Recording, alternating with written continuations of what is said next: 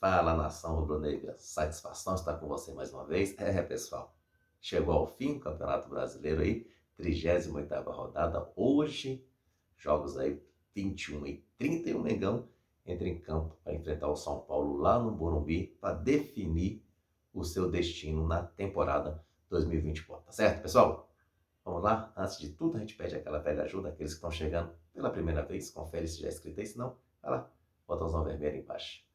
Inscreva, é de graça, faça parte dessa família, vem resenhando o Mengão com a gente, tá certo? Então vamos lá, galera, vamos fazer aqui logo de início uma matemática dentro das probabilidades aí, dessa tabela, para a gente poder já ter uma ciência do que a gente precisa em campo. Vitória, vitória, vitória. A palavra é essa, para a gente não depender de resultado nenhum.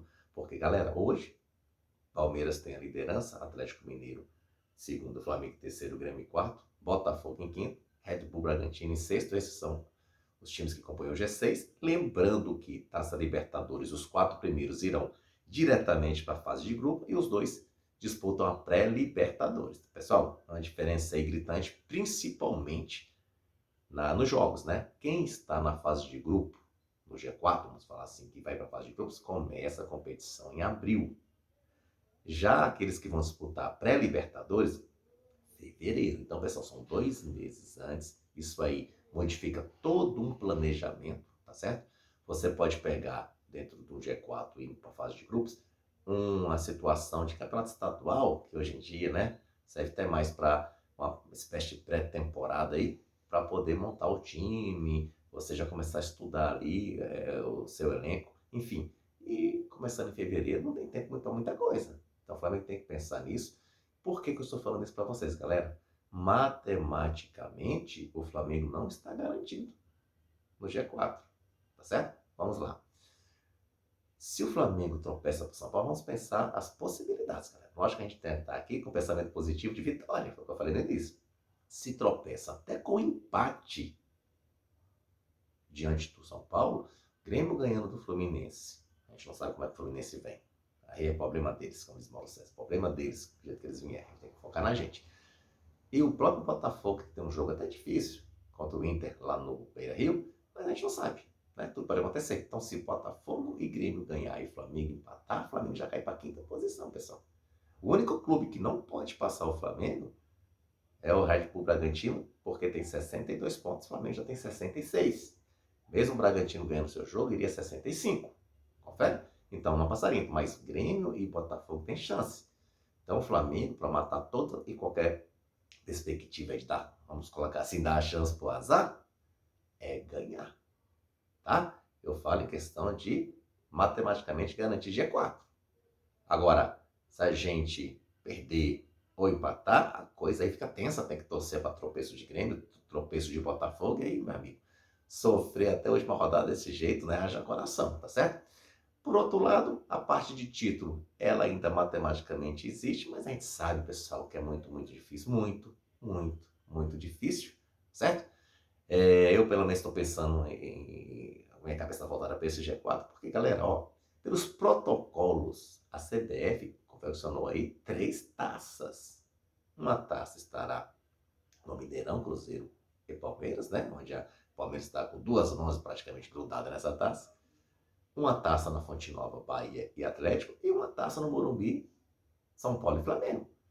Porque a matemática dá essa situação, galera. Não pode a CBF, eu entendi os protocolos da CBF, para não falar assim, a CBF então decretou já o Palmeiras campeão, é isso? A CBF está fazendo a coisa acontecer dentro da matemática, ninguém sabe, pessoal, a gente sabe que tem coisas que são difíceis, mas pela lógica, pela racionalidade, tem que ser isso mesmo, né?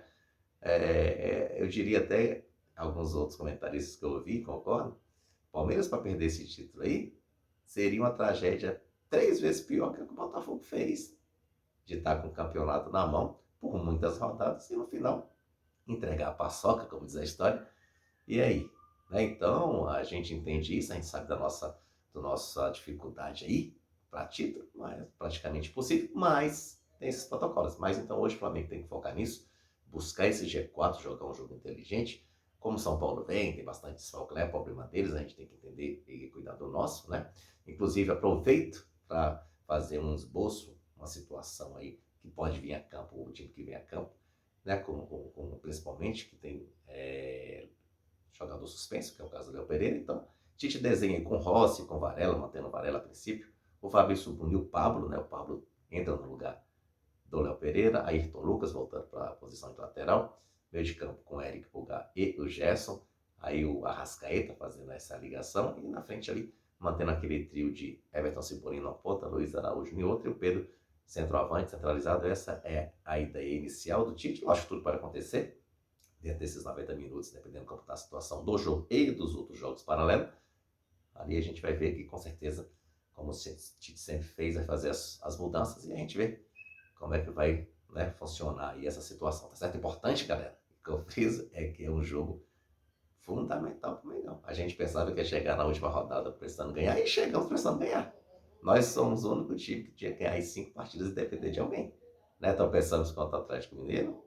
Infelizmente, agora a gente tem que buscar isso aí. O Atlético Mineiro faz um jogo difícil, está em Salvador, o Bahia lutando para não cair, um jogo muito difícil para eles, para o problema deles, e o Grêmio pegou o Fluminense, né? Fluminense já aí com a vida definida dentro da temporada, já está com a cabeça lá em Mundial de Clubes, mas, como eu falei, é problema de cada um. A gente tem que cuidar do nosso, e para isso a gente tem que buscar sim essa vitória, tá certo? Galera, vamos abrir sempre aquele parênteses aqui para falar de possíveis, né, chegadas. O Rodolfo Landim deu uma entrevista que já admite pagar a multa do Nicolás de la Cruz à vista, né, o River Plate, essa novela Flamengo e de la Cruz, mas o Flamengo tudo indica sim que vai focar nesse jogador, um dos nomes aí que o Flamengo busca já tem tempo, e aí as coisas podem se resolver já no início dessa janela, já em janeiro, e também surge o nome do Léo Ortiz. Léo Ortiz já pode ser até praticamente confirmado agora após o final da rodada, né, também um jogador do Bragantino, e o Flamengo pincelando aí o mercado. A gente sabe da deficiência, a gente sempre fala aqui do lateral esquerdo, lateral direito também entrou em pauta, né? A gente sabe que tem Mateuzinho, o Wesley e o Varela e Tite. Tudo indica que vai manter o Varela hoje, como eu falei, mas assim, então significa que o Tite ainda não achou a sua lateral direita, né? Já surgiu o nome do Montiel novamente, um jogador campeão aí da Copa do Mundo recente com a Argentina. Então vamos ver, pessoal. Vamos ver o que pode acontecer aí nesse mercado. A gente sabe que esse mercado de contratações tem muitas vezes tem coisas que ficam ali caladinha e acontece, tem coisas que é muito blá blá blá e não acontece nada, mas ao certo é que o Flamengo está buscando, e a gente sabe que o Flamengo precisa sim fazer contratações pontuais.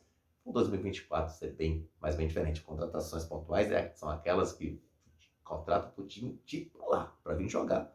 Assim como 2019, que fez uma mudança aí de 5, 6 jogadores e mudou a cara do time, né? Então a gente espera isso para 2024, a gente sabe da importância dessas contratações no início, e hoje esse elenco atual define o nosso futuro no início de 2024. G4? Tomara, né? Então a gente torce aí que às 21h30 a nossa temporada comece a ser desenhada de maneira positiva, tá certo, pessoal? Um prazer, agradeço àqueles que ficaram comigo até o final. Deixe seu like aí, seu like é fundamental para o nosso crescimento, e a gente se despede dizendo que o Flamengo é sim, ele é muito nosso. Um abraço.